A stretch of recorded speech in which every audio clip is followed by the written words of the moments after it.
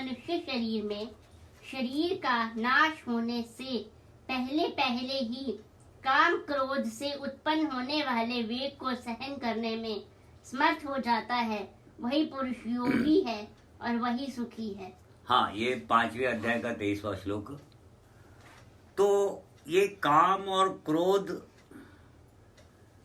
के वेग को सहन करने वाला, अब याद रहे ये अचानक होने वाली चीजें नहीं है। साधना और साधना के उस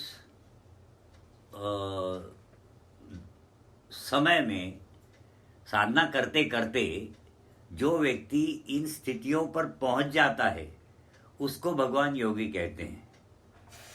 ठीक है ना। जैसे ये सारे जितने भी भाव होते हैं ना, काम क्रोध लोभ राग द्वेष आदि जितने भी ये प्रकृति के दोष कहे गए हैं, वास्तव में तो ये संसार में सांसारिक जीवन जीने के साधन मात्र है। इनका साधन के प्रति जिस प्रकार से साधन का हम प्रयोग करते हैं, उस प्रकार से अगर इन सब का प्रयोग कर लिया जाए तब तो ये बड़े काम के हैं। इसमें व्यवहारिक कुशलता आ जाती है। माने व्यवहारिक कुशलता माने आप व्यवहार करने में, एक दूसरे के साथ संपर्क करने में आप में एक कुशलता आती है। आप बड़े पॉपुलर किस्म के व्यक्ति बन जाते हो समाज में, इसका अगर सही प्रयोग आप करते हो तो। परंतु सही प्रयोग इसका हो नहीं पाता। अब हो इसलिए नहीं पाता है कि आपका अंतःकरण आपके नियंत्रण में नहीं है।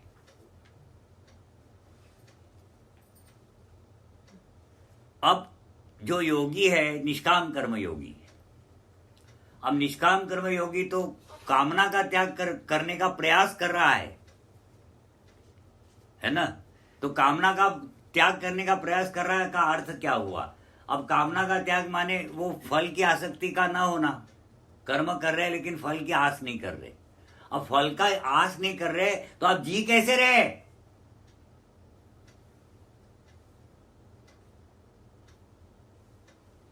है ना। तो फल की आस नहीं कर रहे, इसका अर्थ तो यही हुआ कि आप संसार का सहारा छोड़ रहे हो, संसार से कुछ लेना ही नहीं चाह रहे हो। और जब संसार से कुछ लेना ही नहीं चाह रहे हो तो फिर आप जीवन कैसे व्यतीत कर रहे हो बिना किसी के सहारे से? तो ये सांसारिक सहारा छोड़ने का अर्थ होता है भगवत परायण होना, अपने आप ही, है ना। आप भगवान के आश्रय जी रहे। अब किस भगवान के आश्रय में? जिसके बारे में सिर्फ आपने सुन रखा है। हाँ, तो बाकी के आसपास के लोग तो आपको मूर्ख ही कहेंगे, ये मूर्ख है। वो तो बात पक्की है कि अब वो जिस भगवान के बारे में सिर्फ सुन रखा है, कभी ना देखा है ना जाना है, और कह रहे कि आप उसके सहारे जिएंगे है ना। पर ये होता है वो भगवान माने शुरुआती दौर में तो वो जो साधक होता है ना, उसके तो विचारधारा यही होती है ना कि जिसको मैंने कभी ना देखा ना जाना ना समझा, ऐसे व्यक्ति पर मैं आसरा कर करके जीवन व्यतीत कर लूं, ये बहुत बड़ी मूर्खाई है सामाजिक दृष्टिकोण से। हाँ, समाज में तो इसकी आपको मूर्ख कहा जाएगा, आपकी हंसी उड़ाई जाएगी कि कितना बड़ा मूर्ख है ये। तो ऐसी सब बातों से विचलित न हो करके जो व्यक्ति अपने जीवन को दांव पे लगा देता है, जिसके इरादे पक्के हैं, ऐसा फिर वो व्यक्ति प्रयास करता हुआ संसार का सहारा छोड़ने का प्रयास। अब इस संसार का सहारा जब छोड़ने का प्रयास कर रहा है तो इसमें फिर क्या क्या होगा? क्रोध अपने आप चला जाना है, लोभ अपने आप चला, लोभ का प्रश्न ही नहीं उठता। आप कामना ही नहीं कर रहे तो लोभ कहां से? मोह, क्योंकि सहारा ही नहीं लेना है तो मोह किस बात का? कौन किसका कौन? ऐसा है ना, एक वो रेशम का कीड़ा होता है ना, वो तूत के पत्ते पर बैठता है और रेशम बुनना शुरू कर देता है ना। और सारी उम्र वो उस रेशम के लपेटे बनाने में लगा देता है, बुन बुन करके, और अंत में उसी लपेटे में आकर के मृत्यु को प्राप्त हो जाता है।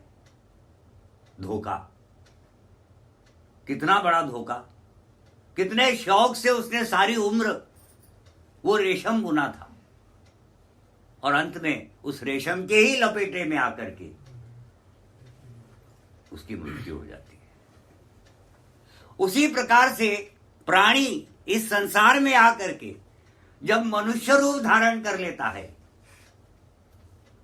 उसने तो वो रेशम के कीड़े का रूप धारण कर लिया ना, था तो वो भी ब्रह्म और प्रकृति ही, परंतु जब वो मनुष्य का रूप धारण कर लेता है तो इस संसार में आकर के फिर संसारित्व क्या को बुनने लगता है।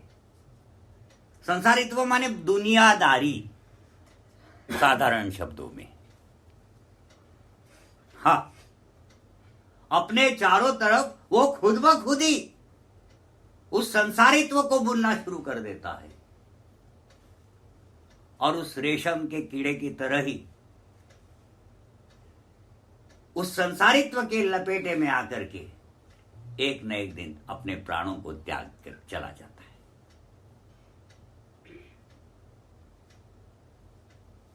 बिल्कुल वैसी ही बात है।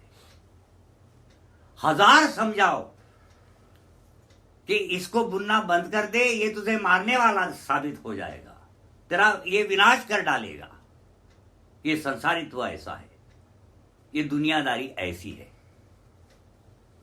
परंतु वो मानता नहीं है। वो उस संसार और उस संसारित्व से इतना मोहित कि उसे लगता है वो जो कर रहा है वही बात सही है। और वो जो बाबा जंगल में बैठा हुआ है वो मूर्ख है। हाँ, अब तो मूर्ख बोल नहीं सकते साले, क्योंकि स्थितियां बहुत मजबूत हो गई। नहीं तो पहले तो मूर्ख ही बोला करते थे, लेकिन कितना बड़ा मूर्ख है, बे मतलब धक्के खा रहा है संसार में, उसको लाख समझाओ। परंतु तो ये जो राग द्वेष क्रोध लोभ वगैरह है, ये आपके शरीर में जब ये सूक्ष्म शरीर में ही, वो भावनात्मक शरीर में, उस बीज में ही समाहित है। आप ऊपर ऊपर से कहोगे मैं इसका त्याग कर दूंगा, तो ये होने वाला नहीं है, झूठी बात है, क्योंकि वो तो बीज में है। न क्रोध जा सकता है, न लोभ जा सकता है। जितना आपने जन्म के साथ लाया उतना तो रहेगा, बढ़ सकता है, कम नहीं हो सकता। कैसे जाएगा? वो तो इनबिल्ट है। जब तक बीज नहीं तोड़ोगे वो कहां जाएगा? तो ये जो फिर आप कहोगे कि बहुत सारे गुरुजन भी और जो विचारकारक और थिंकर्स वगैरह होते हैं, बड़े बड़े ऋषि मुनि पूर्व काल में भी, जिन्होंने कहा क्रोध का त्याग करो, लोभ का त्याग करो, मोह का त्याग करो, तो ये क्यों कहा है? तो ठीक है, उन्होंने वो प्रयास करते हैं, वे किसी न किसी प्रकार से ये तप करे, माने जोर लगाए, अपने अंतःकरण को नियंत्रित करे, और ये जो इसके कारण से इसको जो मुसीबतें उठानी पड़ रही इस दोष के कारण से, जैसे मान लो क्रोध ही है या लोभ है अति, तो हो सकता है कि इसमें कोई नियंत्रण हो जाए। ऐसा सोच करके फिर वो कहा करते कि जी इन सब चीजों का तुम त्याग करो। वास्तव में तो इसका त्याग हो नहीं सकता। कब तक? जब तक वो बीज है तब तक।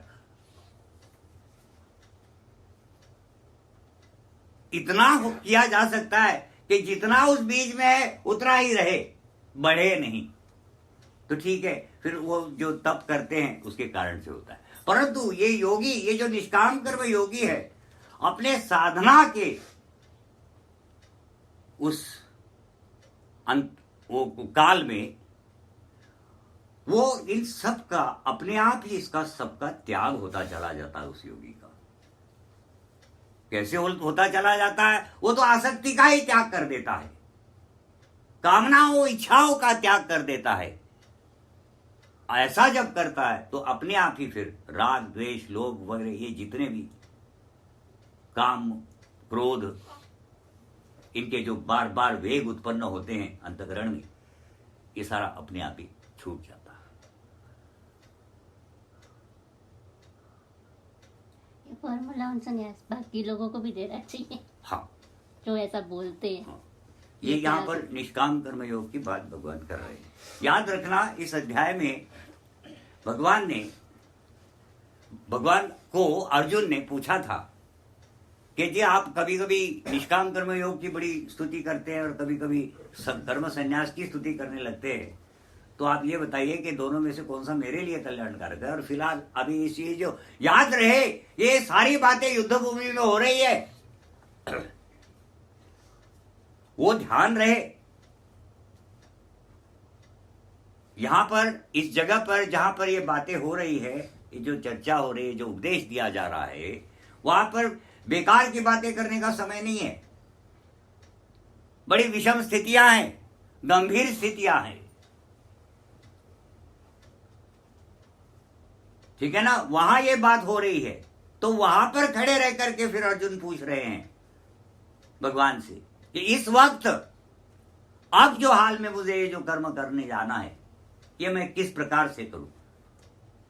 अगर निष्काम कर्म योग की को आप श्रेष्ठ समझते तो चलो निष्कामता से हम ये कर्म कर लेंगे, परंतु अगर आप कर्म संन्यास को सही सही मानते हैं तो फिर तो युद्ध करने का, इस कर्म करने का तो कोई मतलब ही नहीं रहा।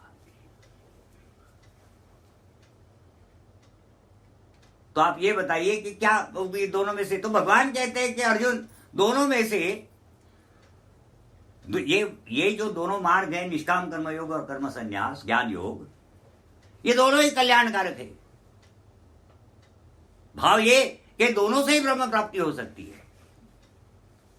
यहां पर एक ध्यान रहे कि दोनों से जो ब्रह्म प्राप्ति हो सकती है उसके अलग अलग फिर स्थितियां हैं कि एक शरीर के त्यागने के बाद, निष्काम कर्म योग शरीर के त्यागने के बाद ब्रह्म प्राप्ति है, और कर्म सन्यासी की जीते जी का ब्रह्म प्राप्ति है। याद रहे, हाँ, ये दो बातें जरूर याद रहे। दोनों ही मार्ग भले ही उस ब्रह्म की प्राप्ति करवाते हैं, परंतु ये अंतर जरूर है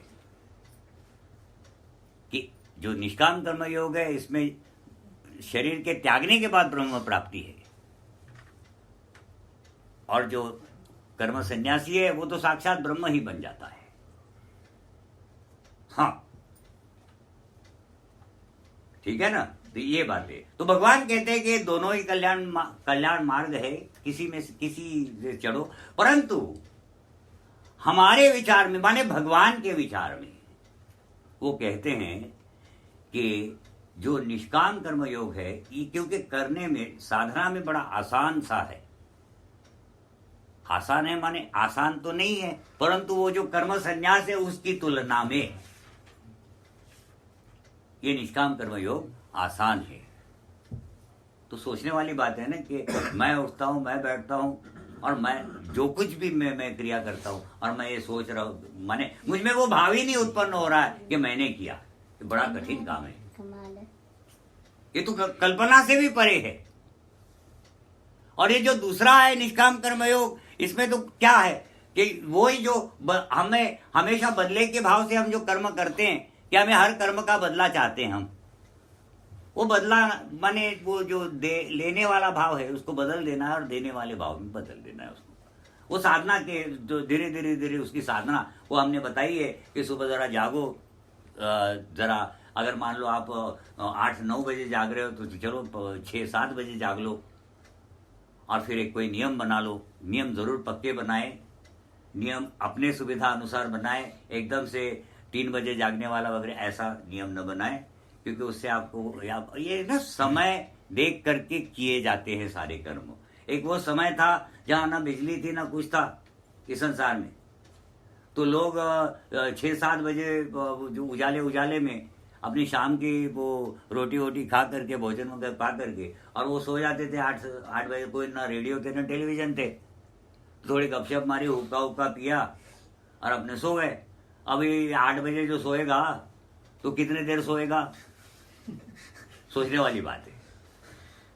अच्छा, फिर पॉपुलेशन बड़ी कम थी, जनसंख्या बहुत कम थी, 30 करोड़ 35 करोड़, बस इससे ज्यादा कभी होती नहीं थी। देश बहुत बड़ा था, विशाल था, जंगल बड़े थे, तो न गाड़ी थी न घोड़े थे। घोड़े शायद रहे होंगे। तो चलो, पर वो स्लिप ऑफ द टंग। हाँ, तो फिर ठीक है ना।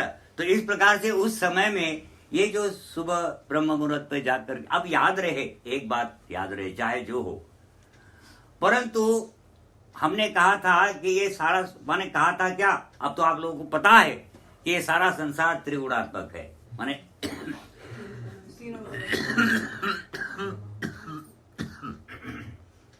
माने 3 गुणों का बना हुआ है, 3 गुणों से। तो सत्वगुण, रजोगुण, तमोगुण। अब ये तीन गुण है, तो इनको 4-4 घंटे में इनका डिवीजन है, इनका भाग किया गया है। तो ठीक है, सुबह 3 बजे से लेकर के तो 4 घंटे गिन लो, 7 बजे तक लगभग एक ब्रह्म मुहूर्त होता है। ठीक है ना। ये सुबह का ये जो 4 घंटे का समय है, ये सत्वगुण यहां प्रधान होता है। उसके बाद 4 घंटे के लिए फिर रजोगुण प्रधान हो जाता है। उसके बाद फिर 4 घंटे के लिए तमोगुण प्रधान होता है। तमोगुण के बाद दोबारा फिर सत्वगुण आता है, 4 घंटे का। इस प्रकार से साइकिल लगातार ये होती जाती है, माने बारंबार रिपीट होती जाती है, पुनरावृत्ति इसकी होती रहती है। ठीक है ना। तो अगर आप कोई भी कर्म, सात्विक कर्म, सत्वगुण के समय में करते हो तो सत्वगुण की वृद्धि होती है। अब हमें इस साधना में सत्वगुण की आवश्यकता बड़ी पड़ती है, क्योंकि हमें भाव बनाने हैं, और भाव भी फिर भगवत भाव बनाने हैं। उसके लिए सत्वगुण की आवश्यकता है। रजोगुण आपको सांसारिक भाव देगा, तमोगुण, रजोगुण ये सांसारिक भाव देंगे, और ये कहेंगे कि ये जो भगवान की बातें हैं, ये बाबाओं तक ही सीमित होनी चाहिए, हम तक पहुंचे ही नहीं। हाँ,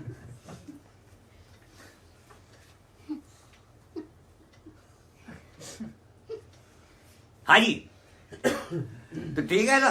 तो इसीलिए ये रजोगुण तमोगुण को अगर आपको दबाना है और सत्वगुण को बढ़ाना है, तो कर्म आप सत्वगुण के समय में कीजिए। 4 बजे से उठ के क्या होता है, 3 बजे उठ के क्या होने वाला है? होने वाला कुछ नहीं है। जो होने वाला है वो तुम्हारे साथ ही होने वाला है। संसार को कोई इतना फर्क पड़ता है? तो चाहे उम्र भर सोते रहो, संसार खुश है कि चलो बिना खाए पिए जी रहा है। हाँ, घर वालों को तो खुशी होगी, झंझट ही खत्म होगी, सोया पड़ा है। हाँ, न खाना न पीना। तो ठीक है ना। तो ये फर्क तुम्हें पड़ता है, तुम्हारा ये सत्वगुण बढ़ता है, और ये जितनी भी बातें हम लोग ये करते हैं उसका माने वो जो क्या कहते हैं उसको के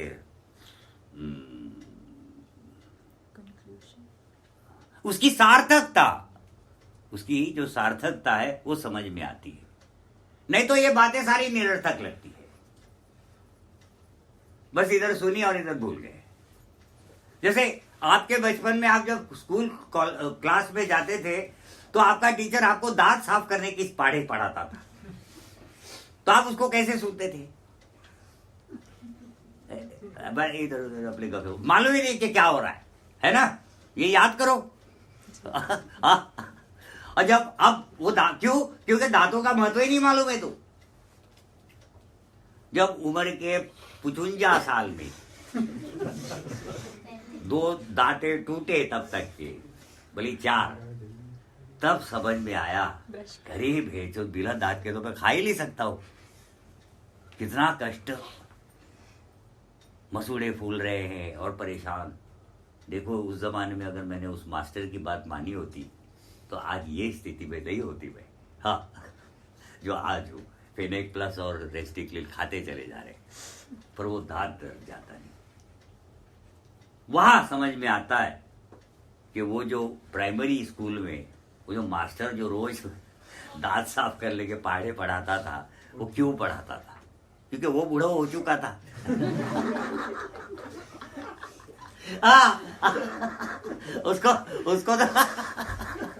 उसको तो दांतों का महत्व समझ में आ चुका था। हाँ, वो आपको समझा रहा था, पर वो संभव ही नहीं है। क्यों नहीं है संभव? रजोगुण और तमोगुण। रजोगुण तुम्हें बिजी रखता था आसपास बाल बच्चों के साथ, आपके साथी संगी, और कौन मास्टर, कौन किसका कौन। हाँ, वो पढ़ा रहा है, चलो दीवारें सुन रही, हम लोगों को अपना है ना। और यहाँ तो फिर जैसे यहाँ आते थे पिछले बार में, या आए थोड़ी देर, वो बाबा का थोड़ा सा बिल्कुल 1-2 लाइन सुनी और अपना तमोगुण द एंड था। हाँ, फिर अपना सपने में अपना, हाय मेरा लल्लू पिपरोला में क्या कर रहा होगा, है ना। क्यों? उसका जो बात कही जा रही है उसका महत्व नहीं समझ रहे, इसलिए। ठीक है ना। तो हम लोग कहाँ थे? सबसे बड़ी बात तो वो है, योगी की परिभाषा। योगी की परिभाषा। हाँ, काम क्रोध को जो तो ये जो योग साधना है, ये जो निष्काम कर्म योग है, इसमें सिर्फ एक ही बात करनी है कि आपको अपनी जो हर बार जो हम बदले के भावना से कर्म करते हैं, तो हम उस बदले के भावना को काटने का प्रयास करते हैं निरंतर। और इस प्रयास में होता ये है कि राग, द्वेष, अभिनिवेश, लोभ, क्रोध, मोह, जो कुछ भी इस प्रकृति के जो वास्तव में गुण कहे गए हैं, है तो दोष ना। अंत में तो ये दोष ही साबित होते हैं, मुसीबत में डालने वाले यही सारे हैं। ठीक है ना।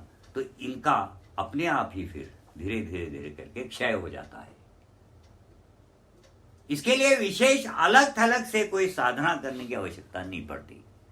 आप सिर्फ एक बात पकड़ के रखो कि मैंने निष्कामता लानी है। अब निष्कामता पहले तो सिर्फ आप ऊपर ऊपर से दिखावा कर रहे ना, अभ्यास कर रहे होते हैं, और होते होते भाव बनेगा। फिर आप जब भाव बनना शुरू हो जाएगा और पूर्ण रूप से भाव बन जाएगा, तब आप निष्काम कर्म योग में आओगे। पहले तो साधना ही साधना है। आप अभी निष्काम कर्म योग में आए नहीं है, प्रयास कर रहे हो एंट्री करने का। जब निष्काम तब का भाव आएगा तो हमेशा के लिए नहीं आएगा, कभी आएगा कभी नहीं भी आएगा।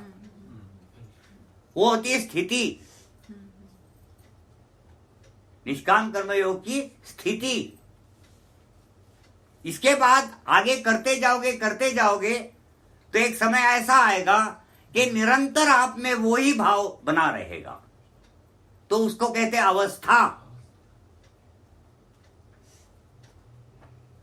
माने आप कंडीशनड हो गए, उस कंडीशन में ही आ गए।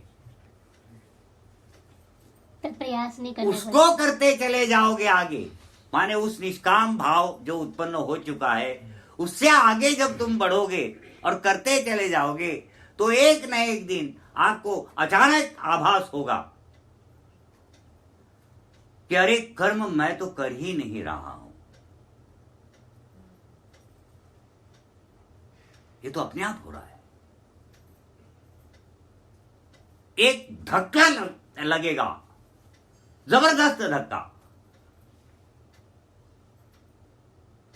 कि ये क्या बात है, ये तो अपने आप होता चला जा रहा है। ऐसा जब ये ज्ञान होगा तब वो रजोगुण बिल्कुल अपने माने लगभग शून्य के आसपास पहुंच जाएगा और तुम कर्म का संपूर्णता से त्याग कर दोगे। वहां तुम आओगे कर्म संन्यास में। ये निष्काम कर्म योग की निष्ठा। हाँ, पहले साधक, फिर योग में आना, फिर योगारूढ़ हो जाना, जहां वो भाव बन गया, माने कंडीशन बन गई, वो योगारूढ़ हो गए, और फिर उसकी निष्ठा पे पहुंचे। जहां आपको पता चला कि वास्तव में मैं कर्म नहीं करता हूं। अब ये बातें यहां लिखी नहीं है, तो ये हम अपने मन मर्जी से कह रहे हैं, पर मन मर्जी से यूं ही नहीं कह रहे, ये ग्रंथों में नहीं मिलेगी, ये हमने खुद करके देखा हुआ है और ये ऐसा होता है। बात ढंग से सुन लो, कोई बंडलबाजी नहीं चल रही, ये ऐसा ही होता है, बिल्कुल ऐसा होगा। अगर कोई साधक है, पक्का साधक है, जिसकी लगन है, जिसमें कुछ कर गुजरने की इच्छा है, इस संसार से वो अपना कल्याण चाहता है, वो करके देखे, ये सब ऐसा ही होगा। फिर उस कर्म संन्यास के आगे अभी काफी समय है, अभी भी। हाँ, अब तुम मन में सोच रहे होंगे कि भाई इसको कितना साल लगेगा, तो हम कह रहे इसमें उम्र बीत जाती है, कई उम्र बीत जाएगी। अब तुम सोच रहे होगे कि साला उससे अच्छा करे ही नहीं। परंतु इस गीता शास्त्र में भगवान बताते हैं कि जो पक्के इरादे से निकलता है ना, जिसकी पास वो लगन है और वो जो सोच के निकला कि मैंने करना है, वो तो एक जन्म में पा लेता। अब क्यों, कैसे होता है ये होता ये है कि आपके साथ साथ फिर ईश्वर प्रणिधान भी चलता है। फिर वो ईश्वर वो आपके साथ चलना शुरू कर देता है, और हर जगह आपकी वो जो इच्छा होती है कि मैं सबसे पहले तो निष्काम कर्म योग में आऊं, वो ले आता है। फिर मैं योगारूढ़ हो जाऊं, योगारूढ़ कर देता है। फिर निष्ठा को प्राप्त हो जाओ, निष्ठा को प्राप्त करा देता है। कर्म संन्यास में आऊं, वो कर्म संन्यास में ले आता है, और ले आता है, सही है भी ये बात, ऐसा होता है। ये वो मैथोलॉजी नहीं है, ये हमने करके देखा है। हाँ जी, जिसकी भी हिम्मत है वो करके देख ले। हम मार्ग बता रहे हैं, उस मार्ग पर चल के देख ले। देखो संसार में वो भगवान तुम्हें ऐसे स्थिति पे ले जाएगा जिसकी तुम कल्पना तक नहीं कर सकते। करके देखने वाली बात है। हाँ, है हिम्मत। हाँ हाँ, बात समझे विवेक? बाप के भरोसे रोटी खाने से ले होने वाला है। हाँ हाँ, याद रख ला। हाँ, अच्छा। अब विवेक देखो क्या होता है ना, फिर वो वही बात है, सुग्रीव और वो वीरेंद्र वाली और विवेक, मैंने तीनों में हो गए ना, पार्टी तीन होगी। तो पर विवेक ऐसा नहीं सोचता कि मेरे घर वाले मुझे कुछ बोलते है ना, ना वो सोचता खुश है। विवेक नहीं सोचता। तो ये आपके सोच की बातें है, घर वाले कुछ नहीं कहते, वो तो मोहित मूर्ख है, वो उनको बनाओ बेवकूफ। बैठ के खाओ। हाँ, संसार में बेशर्मी नाम की एक बहुत बड़ी शक्ति है ना।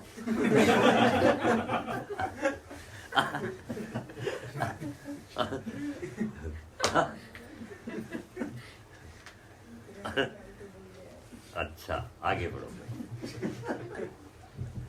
जो पुरुष निश्चय करके अंतरात्मा में ही सुख वाला है, आत्मा में ही रमण करने वाला है, तथा जो आत्मा में ही ज्ञान वाला है, वह सच्चिदानंद घन पर ब्रह्म परमात्मा के साथ एक ही भाव को प्राप्त सांख्य योगी शांत ब्रह्म को प्राप्त होता है। अब यहाँ पे ये जो अंतरात्मा का शब्द प्रयोग किया है ना, अंतरात्मा, तो ये अंतरात्मा, यूं ही अंतरात्मा कहा गया है ना। इसके पर कोई चर्चा हुई थी शायद इसमें ग्रुप में, अंतरात्मा, अंतकरण और अंतरात्मा। तो अंदर आत्मा है इसलिए वो अंतरात्मा कहा गया है, तो आत्मा ही ना वो।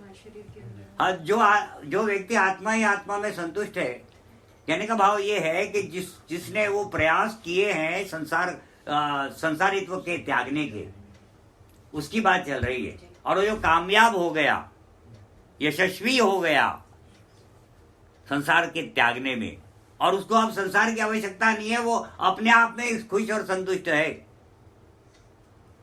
इसको इस भाव से समझना चाहिए। हाँ, और आगे और प्रोसेस पढ़ो।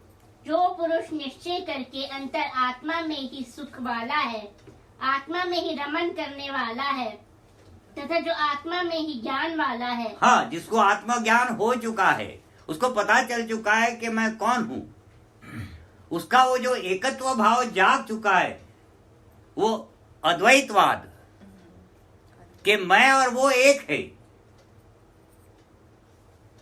हाँ, ऐसा वो व्यक्ति, माने वो जो ब्रह्म बन चुका है, उसकी बात चल रही है। हाँ, वह सच्चिदानंद घन पर ब्रह्म परमात्मा के साथ एक ही भाव को प्राप्त सांख्य योगी शांत ब्रह्म को प्राप्त। हाँ, ऐसा वो सन्यासी फिर शांत ब्रह्म को प्राप्त है, बिना कुछ करता हुआ न करवाता हुआ।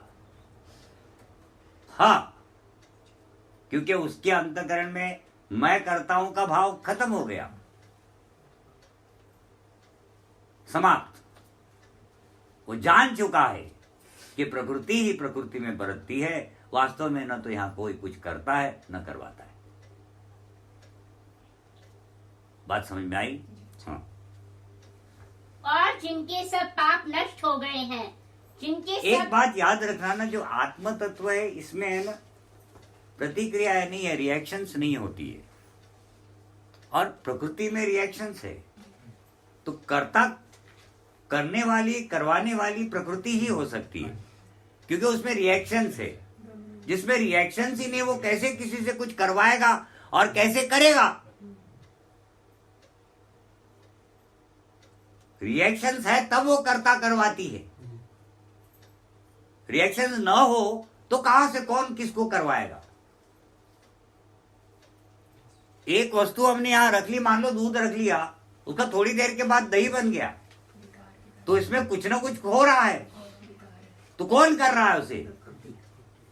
प्रकृति कर रही है, किसी ने कुछ किया ही नहीं।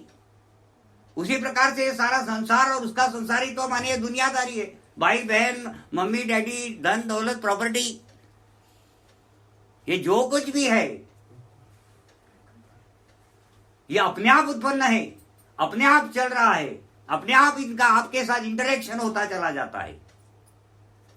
तुम सोचते हो कि मैंने किया, इसीलिए तुम्हें पाप या पुण्य का बंधन लगता है।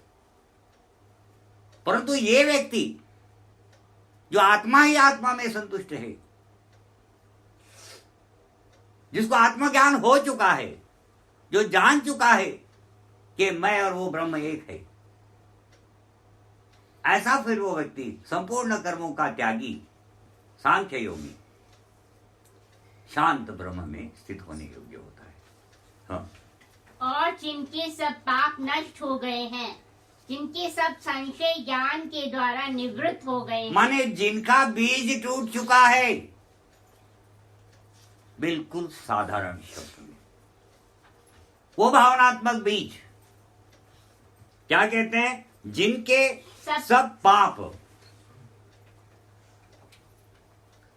सारे पाप नष्ट हो गए हैं, माने वो भावनाएं खत्म हो गई है। वो बीज, वो भावनात्मक बीज, पाप और पुण्य का तो बीज था, वो समाप्त हो गया। हाँ, जिनके सब संशय ज्ञान के द्वारा निवृत्त हो गए हैं। हाँ, अब उनको कोई, अब जैसे हमने कहा कि भगवान के परायण, जिसको हमने खाली नाम सुन रखा है आसपास पड़ोसियों से, और उसके आश्रय जीवन व्यतीत कर देना, उसके आश्रय में, है ना, ये संशय है कि नहीं कि क्या भगवान आएगा या नहीं आएगा मुझे बचाने के लिए? बहुत बड़ा संशय है। हाँ, कितने बड़े संशय होते हैं, परंतु जिसको वो ज्ञान हो गया हो, माने जो जान चुका है, जिसको आत्मज्ञान हो गया है, जिसने सेल्फ अपने आप को रियलाइज कर लिया है, सेल्फ रियलाइजेशन, हाँ, जिसको पता चल चुका है कि वास्तव में मैं ही ब्रह्म हूं। हाँ, आगे संशय नष्ट हो गए हैं, तो उसको तो कोई संशय नहीं होगा, उसको किसी बारे में कोई संशय होगा ही नहीं। प्रश्न ने उसने सारा देख ही लिया।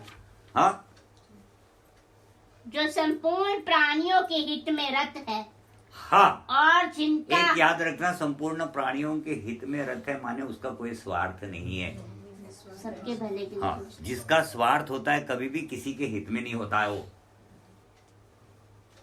वो हमेशा अपना सोच रहा होता है कि मुझे क्या मिलेगा।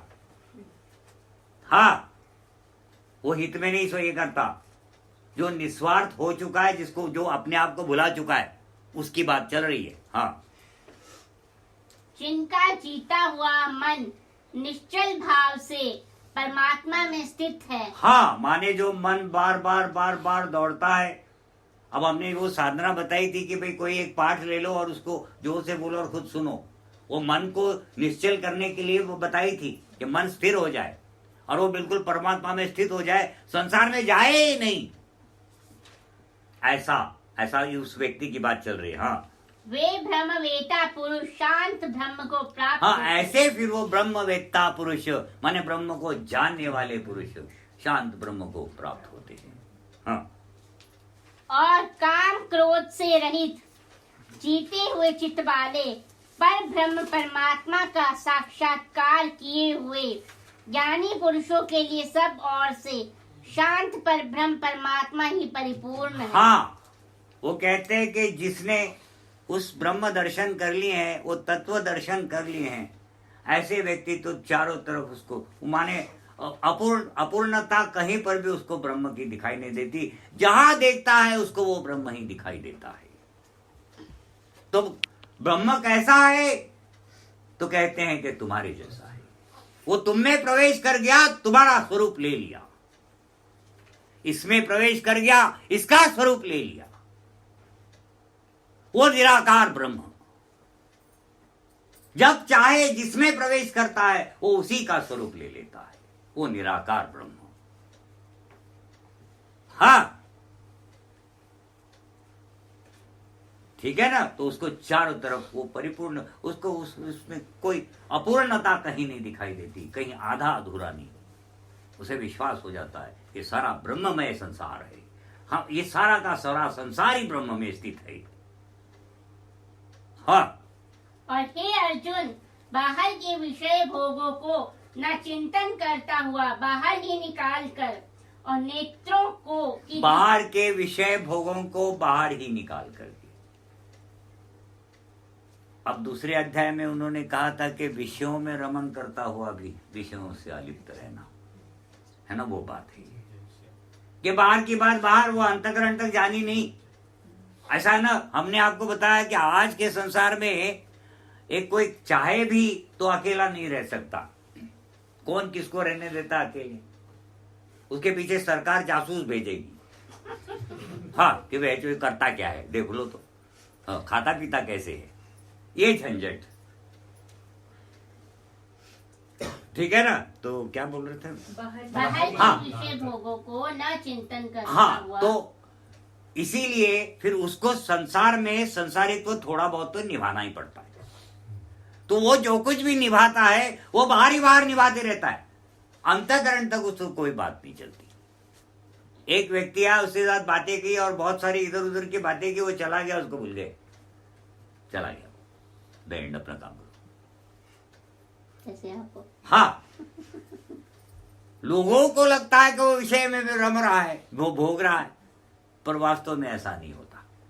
वो बाहर की बातों को बाहर ही रखता है, वो अंतःकरण तक पहुंचने ही नहीं देता। वो अंतःकरण में वो ब्रह्म स्थित है। वो मन तो अब हिलता डुलता ही नहीं है, वो बुद्धि भी स्थिर है, उसमें भी कोई प्रतिक्रियाएं क्रियाएं नहीं हो रही है। प्रकृति की होते हुए भी वो स्थिर हो चुकी है। वो तो कमाल कर दिया है उसने।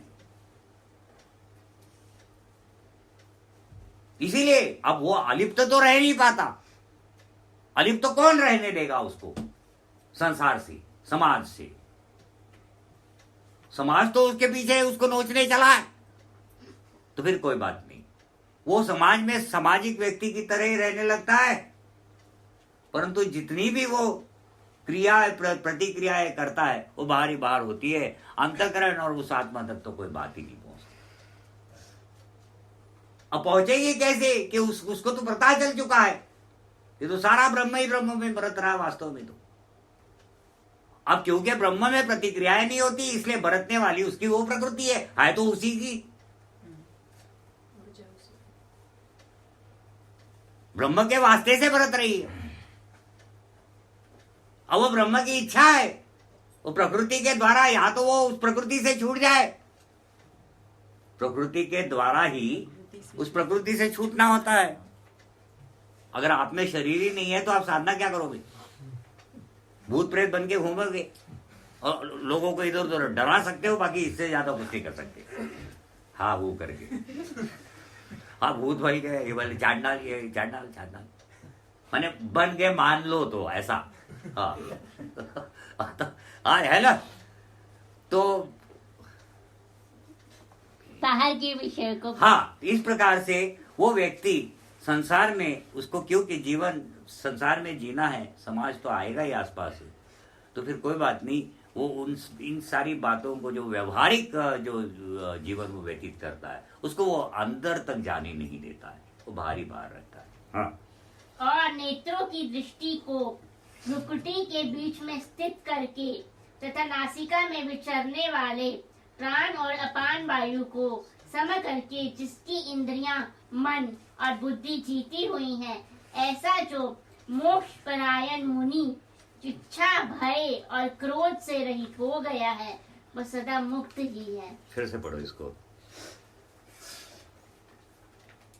और हे अर्जुन, बाहर के विषय भोगों को न चिंतन करता हुआ बाहर ही निकाल कर और नेत्रों की दृष्टि को भ्रुकुटी के बीच में। हाँ अब यहाँ पर देखो, भगवान अब अगले अध्याय का बीज बो रहे हैं, ठीक है ना, कि अब नया विषय शुरू कर रहे हैं यहाँ पे। कि एक तो सबसे पहले बड़ी बात उन्होंने कहा कि अंतःकरण तक कोई भी बात जाने नहीं देता, अंतःकरण उसका नियंत्रण हो गया है। अब उसके आगे क्या करता है कि नेत्रों के दृष्टि को भ्रुकुटी में स्थापित करता है। अब यहाँ तक अब तक हम लोगों ने जो साधना जानी है वो व्यवहार में करने वाली साधनाएं बताई कि जैसे यज्ञ करना। अब यज्ञ करने का अर्थ ऐसा तो है नहीं कि आग वाग जला करके, और वो एक विधि है, वो एक इष्ट कर्म कहा गया उनको, उन सब यज्ञों को।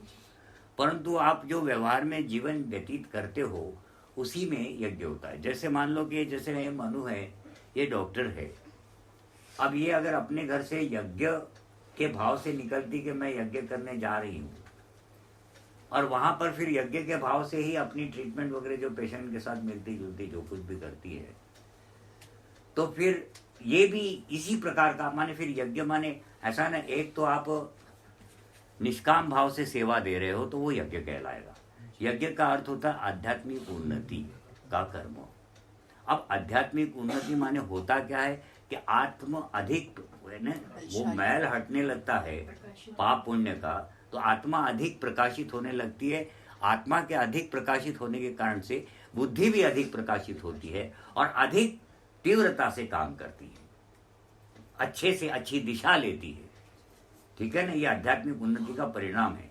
साथ साथ में आसपास जो सूक्ष्म संसार होता है आपकी, ऐसा है ना, अंधविश्वास और वो सारी बातों को भूल जाओ। ये तो उन लोगों ने फैलाई हुई बातें हैं जो वास्तव में इस बात को ही नहीं मानते कि उनको भी एक दिन मरना है। ये मूर्ख लोगों की बातें हैं, अंधविश्वास बोलना। कहीं पर कोई अंधविश्वास नहीं है, जो कुछ भी है वो सत्य है, और इस पर भी सारा कुछ झूठ है। अब जो कुछ भी है वो सत्य है और इस पर भी सारा कुछ झूठ है, तो बात तो कॉन्ट्राडिक्टरी हो गई है ना। पर ये बात बिल्कुल सही बोली है हमने कि वास्तव में तो इस संसार में जब आपका शरीर आपने धारण कर रखा है तभी तक आप मानव कहलाते हो। अब ये समय थोड़े समय का है, 50 60 साल 70 साल 80 साल, चलो 100 साल तक जी लिए, उसके बाद तो आपको ये शरीर त्यागना है। अब आत्मा अजर अमर है। अब इसको अगर शरीर नहीं मिलता है या दूसरे प्रकार का कोई शरीर मिलता है जो इस शरीर के दृष्टि से देखा नहीं जा सकता, उसको आप अंधविश्वास कह रहे हो। एक तरफ तो आप कह रहे हो आत्मा मरता नहीं है, या तो फिर कह दो कि आत्मा कुछ है नहीं, तब तो चलो बात खत्म हो गई। परंतु वो तो मानने को राजी नहीं। आप ये कह रहे कि नहीं आत्मा अजर अमर है और फिर भी भूत प्रेत नहीं है, ऐसे कैसे हो सकता है? भूत माने क्या? पास्ट, बीता हुआ, अतीत।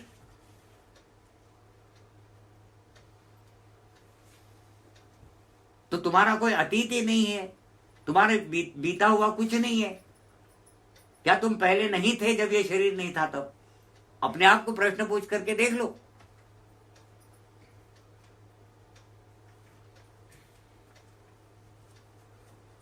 या तो फिर एक बात को मान लो कि आत्मा कुछ है नहीं। जब आत्मा वगैरह कुछ नहीं है तो इतने बड़ा ये दर्शन शास्त्र और ये सब पढ़ने का तो कोई आवश्यकता ही नहीं है। फिर मारो काटो खाओ पियो ऐश करो, ऐसे मरना वैसे मरना तो मर जाओ खा पी करके।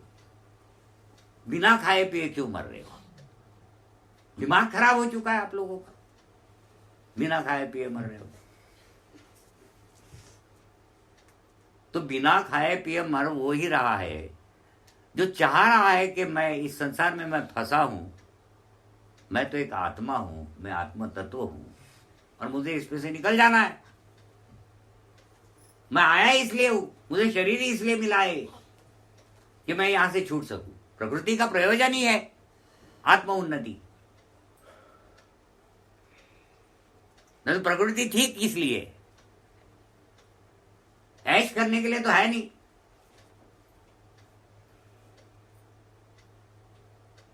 तो बात यहां तक खत्म नहीं होती है ना कि जहां अभी आपका जो भूत प्रेत ये जो सूक्ष्म संसार ये आपके चारों तरफ होता ही है। न मानने जैसी कोई बात नहीं और अंधविश्वास जैसी तो कोई बात ही नहीं है। अब 10-20 लोग ऐसा ना, जब जनसंख्या बढ़ती है ना तो चोर ठगों की संख्या भी जब बढ़ती है। अब कोई आपको इस बात पर कोई ठग ही रहा हो तो वो उसकी बात है, पर इसका मतलब ये नहीं है कि वो संसारी नहीं है। आप 1-2 व्यक्तियों से जो पैसा कमाना चाह रहे आपसे, वो आपको ठग के चले जाते हैं और आप ये मानना शुरू कर देते हैं कि संसार में भूत नाम की चीज ही नहीं है। अब भूत नाम की चीज नहीं तो तुम शरीर के बाद कहां रहोगी ये बता दो। शरीर तो थोड़ी देर के लिए है। हाँ, उसका एड्रेस दे दो कि कहाँ रहना है वही तुमने, हम वही वहां भी पहुंच जाएंगे वही चोर। कि गए कहाँ है? इतनी बड़ी पलटन थी हमारी, है ना? कहीं ना कहीं तो तुमने रहना है। और या तो फिर ये मान लो कि आत्मा है नहीं, आत्मा कुछ है नहीं और शरीर बस वो उत्पन्न हुए, खाया पिया ऐश किया, मारा काटा पीटा, 2-4 को हमने मारा, 2-4 ने हमको मार दिया, द एंड। ऐसा हो सकता है?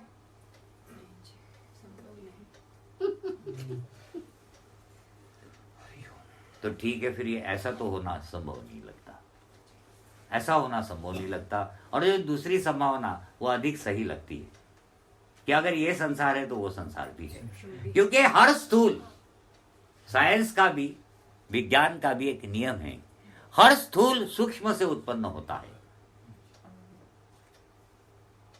हर चीज पहले सूक्ष्म होती है फिर स्थूल बनती है। स्थूल का सूक्ष्म देखने में नहीं आता इस संसार में। इसीलिए अगर ये स्थूल शरीर है तो सूक्ष्म जरूर है कहीं ना कहीं, जहां से ये उत्पन्न हो रहा है।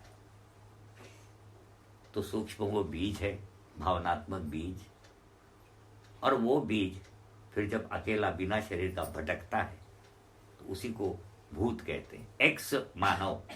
हाँ हाँ हाँ, भूत प्रेत। तो कहाँ थे हम लोग?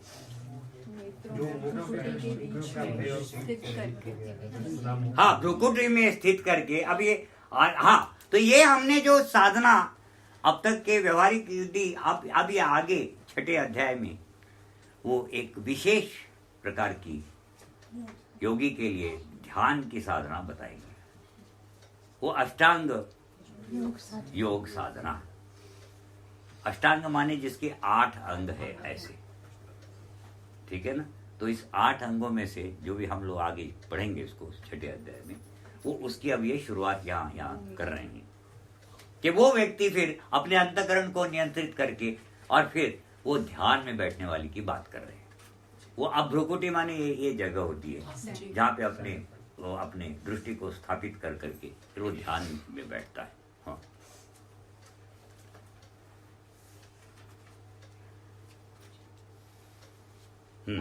तथा नासिका में विचरते हुए प्राण और अपान वायु को समय करके जिसकी इंद्रियां, मन और बुद्धि जीती हुई हैं। हाँ, जिसने है तो प्राण और अपान वायु माने प्राणायाम करके जिसने अपने इंद्रियों पर काबू पा लिया है, नियंत्रण पा लिया है। हाँ, जिसकी इंद्रियां, मन और बुद्धि जीती हुई हैं, ऐसा जो मोक्ष परायण मुनि। मोक्ष परायण माने मोक्ष की इच्छा वाला, सारा जीवन मोक्ष के लिए ढालने वाला।